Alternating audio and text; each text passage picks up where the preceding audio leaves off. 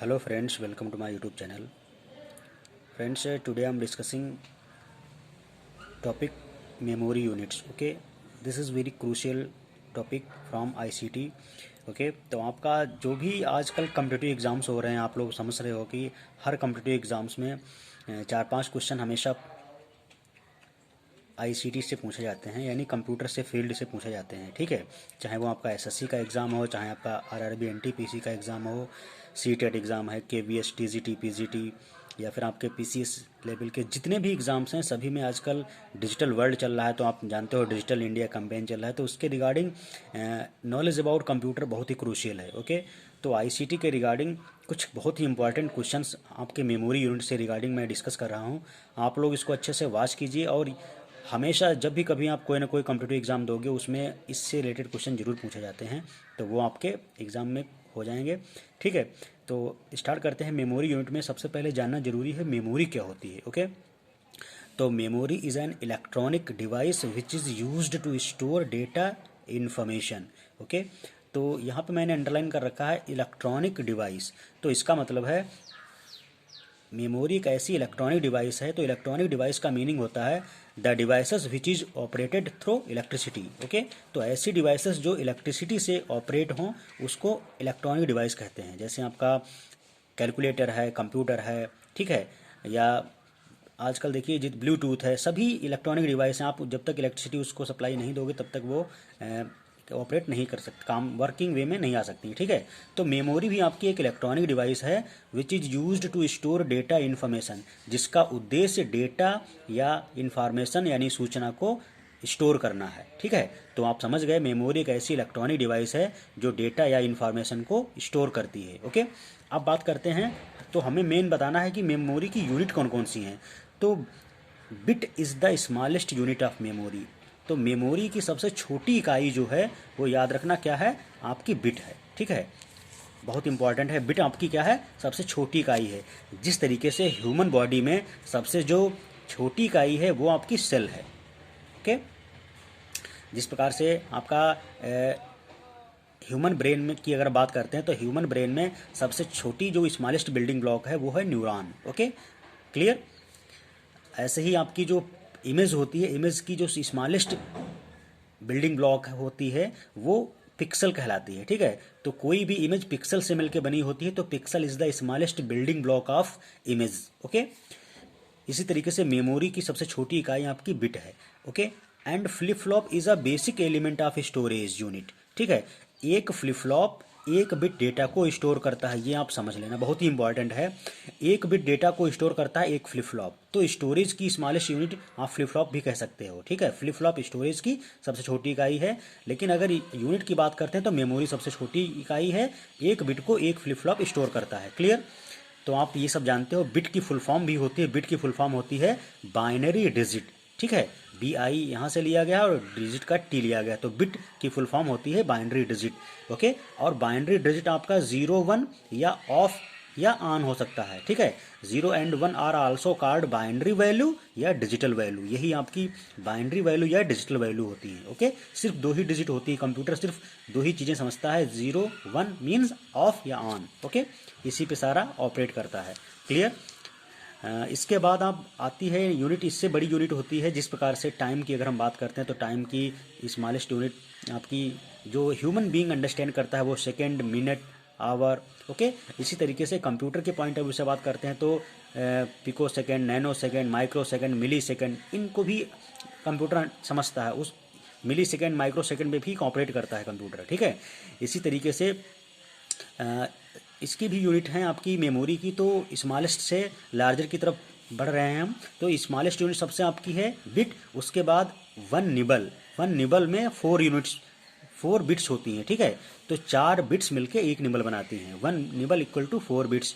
इससे बड़ी यूनिट है 1 बाइट, या आप करेक्टर कह सकते हो, 1 करेक्टर या 1 बाइट इक्वल टू होता है 8 बिट्स। ठीक है, तो 1 निबल में 4 बिट्स, 1 बाइट में या 1 करेक्टर में 8 बिट्स, तो इसका मीनिंग है 1 बाइट इक्वल टू 2 निबल्स हो जाएगा, या 1 character equal to 2 nibbles. Clear, यहाँ से देखिए आपका नई यूनिट मिल गई, रिलेशन आ गया दोनों यूनिट में, 1 बाइट इक्वल टू 2 निबल्स या 1 character equal to 2 nibbles. Okay, इससे लार्जर यूनिट आपकी है 1 KB। केबी की फुल फॉर्म कई बार एग्जाम में पूछी जाती है, तो केबी को बोलते हैं किलोबाइट।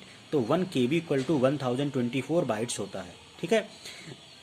इससे लार्जर यूनिट है 1 MB। MB की फुल फॉर्म बहुत इंपॉर्टेंट है, इसको बोलते हैं मेगाबाइट, ठीक है। तो 1 MB इक्वल टू 1024 KB होता है, ओके। तो 1 MB को मिलियन भी बोलते हैं, मिलियन बाइट, ठीक है। इससे बड़ी यूनिट होती है 1 GB। तो GB को बोलते हैं गीगाबाइट। वन 1 बिलियन बराबर आपका 1 GB में 1 बिलियन बाइट होती हैं, ठीक है। तो 1 GB इक्वल टू आपका यानी 1 गीगाबाइट इक्वल टू होता है 1024 MB। आप देखो नेक्स्ट जो यूनिट है वो प्रीवियस की 1024 मल्टीप्लाई में निकल आ रही है, ठीक है। इससे बड़ी यूनिट है 1 TB, इसको बोलते हैं टेराबाइट। तो 1 TB इक्वल टू होता है 1024 गीगाबाइट, ओके। आजकल आप देखिए लैपटॉप या कंप्यूटर्स में जो आपकी हार्ड डिस्क है वो GB में आती है, और आजकल तो 1 TB की हार्ड डिस्क आ रही है, ठीक है, क्लियर। और रैम आपकी हमेशा GB में होती है, ठीक है। आपकी जो कैच मेमोरी है वो KB में होती है, ओके। इससे बड़ी यूनिट है 1 PB। PB का मतलब होता है पेटाबाइट। तो 1 पेटाबाइट में 1024 टेराबाइट्स होते हैं, ठीक है, ओके। इससे लार्जर यूनिट है 1 एक्साबाइट। तो 1 एक्साबाइट में 1024 PB यानी पेटाबाइट्स होते हैं। इससे लार्जर यूनिट है 1 जेटाबाइट। तो 1 जेटाबाइट में 1024 एक्साबाइट्स होते हैं। इससे लार्जर यूनिट होती है 1 योट्टाबाइट। 1 योट्टाबाइट में 1024 जेटाबाइट्स होते हैं। इससे लार्जर यूनिट है 1 ब्रोंटोबाइट। 1 ब्रोंटोबाइट में 1024 योट्टाबाइट्स होते हैं, क्लियर। और लास्ट आपकी जो सबसे लार्जेस्ट यूनिट है वो 1 जियोपबाइट बराबर होता है 1024 ब्रोंटोबाइट्स, ओके। अब फ्रेंड्स ये सभी मेमोरी की यूनिट हैं। आपको इतना एज ए हमेशा क्वेश्चन आपके इन्हीं में से आ जाएगा, मेमोरी यूनिट इससे बाहर कहीं नहीं। ये लास्ट आपकी मेमोरी यूनिट है, ठीक है, ओके। तो आपसे अब क्वेश्चन ये फुल फॉर्म सबकी याद रखना, इनमें रिलेशन याद रखना। इससे अलावा आपका क्वेश्चन पूछा जा सकता है 1 MB में कितनी बिट्स होंगी, ठीक है। इस प्रकार का क्वेश्चन ट्रिकी आ सकता है, तो वो कैसे करेंगे इसको हम बता रहे हैं। सोल्यूशन देखिए करते हैं। तो वी नो दैट, हम जानते हैं 1 MB इक्वल टू 1024 किलोबाइट होता है, ओके। तो 1 MB बराबर 1024 KB यानी किलोबाइट होता है। और हम ये भी जानते हैं कि 1 KB में 1024 बाइट होते हैं। तो देखिए 1024 पहले से ही है और 1 KB में 1024 बाइट होते हैं, तो इसमें मल्टीप्लाई कर देंगे 1024 इंटू 1024, आपका यूनिट आ गई बाइट्स, ओके। अब हम ये भी जानते हैं कि 1 बाइट में 8 बिट्स होती हैं, तो बाइट को बिट में लाने के लिए 8 से मल्टीप्लाई और कर दें इसमें।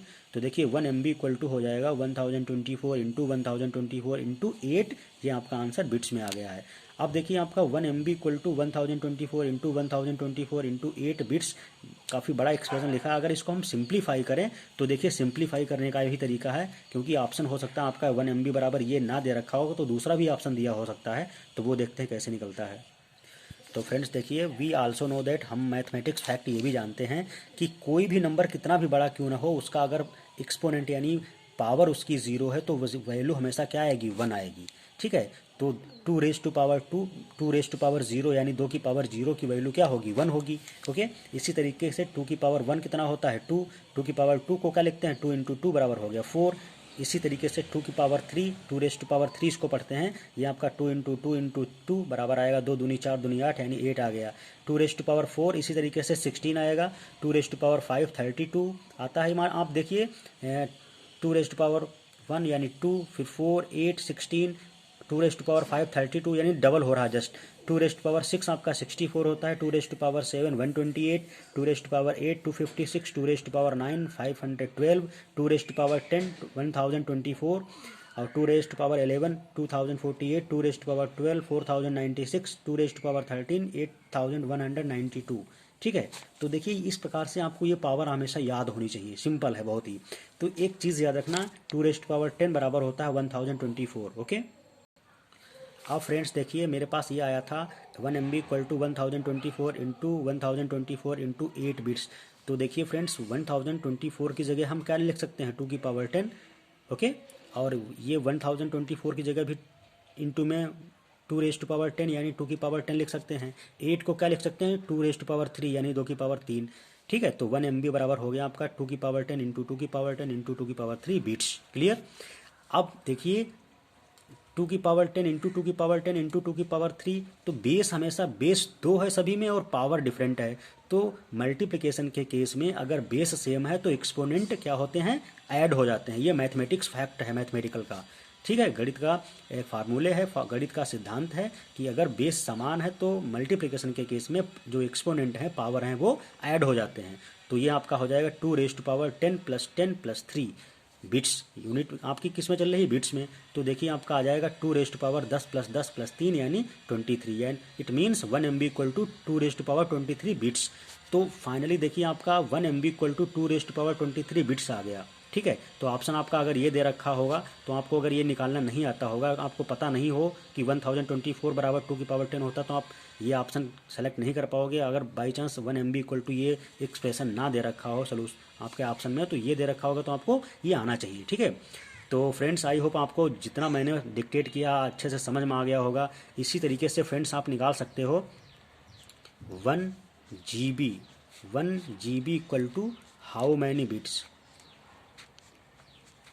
1 GB equal to how many bits. ठीक है, तो 1 GB में आप जानते हो कि 1024 मेगाबाइट के बराबर होता है, एंड 1 मेगाबाइट बराबर 1024 KB के बराबर होता है, and 1 KB equal to 1024 byte के बराबर होता है, एंड 1 बाइट किसके बराबर होता है, 8 बिट्स के बराबर। तो देखिए 2 की पावर 10 इंटू 2 की पावर 10 इंटू 2 की पावर 10 इंटू 2 की पावर 3 आ जाएगा। तो इसका मतलब है 2 रेज़ टू पावर, देखिए friends 2 raise to power 33 bits finally answer आपका आ जाएगा। आप इसको करोगे बहुत ही जल्दी देख के सोल्यूशन निकाल सकते हो। ठीक है, अच्छा फ्रेंड्स इसकी वैल्यू आपसे पूछ रहा हो 1 GB में कितने बाइट होंगे, तो देखिए 8 का जो मल्टीप्लाई मैंने किया था वो हट जाएगा, यानी 2 की पावर 3 कम हो जाएगा, तो 2 की पावर 30 आ जाएगा। ये 2 की पावर 30 बाइट्स हो जाएगा 1 GB में। ओके, इसी तरीके से 1 MB में अगर बाइट पूछी जाए तो आपकी देखिए 8 इसमें से जो मल्टीप्लाई मैंने किया था यानी 2 की पावर 3 हट जाएगा, तो 2 की पावर 20 1 MB में 2 की पावर 20 बाइट्स निकल आएंगे। ठीक है,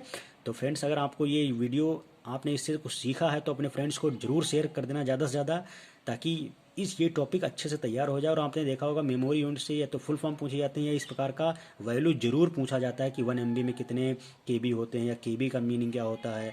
ठीक है, तो वो क्वेश्चन आपके अच्छे से कर सकें। और जितने भी फ्रेंड्स आपके हैं वो सब कोई ना कोई कम्पिटिटिव एग्जाम जरूर देते हैं, तो उनका एग्जाम ICT के रिगार्डिंग जो क्वेश्चन आए वो कर सकें। ठीक है, इस तरीके से उनकी हेल्प कर सकते हो। अगर आप चैनल पहली बार देख रहे हो तो चैनल को सब्सक्राइब कर देना और बेल आइकन को प्रेस कर लेना, क्योंकि जब भी मैं इस प्रकार का इंपॉर्टेंट वीडियोस आप तक पहुंचाऊं तो आप तक पहुंच जाए और आप इसका बेनिफिट ले सकें। ओके, और ये लगभग मोस्टली हर स्टूडेंट के लिए पॉइंट ऑफ व्यू से काफ़ी इंपॉर्टेंट है, क्योंकि आजकल कंप्यूटर डेली लाइफ में काफ़ी क्रूशियल है। ओके, सो गाइज मिलते हैं नेक्स्ट वीडियो के साथ, तब तक के लिए थैंक यू।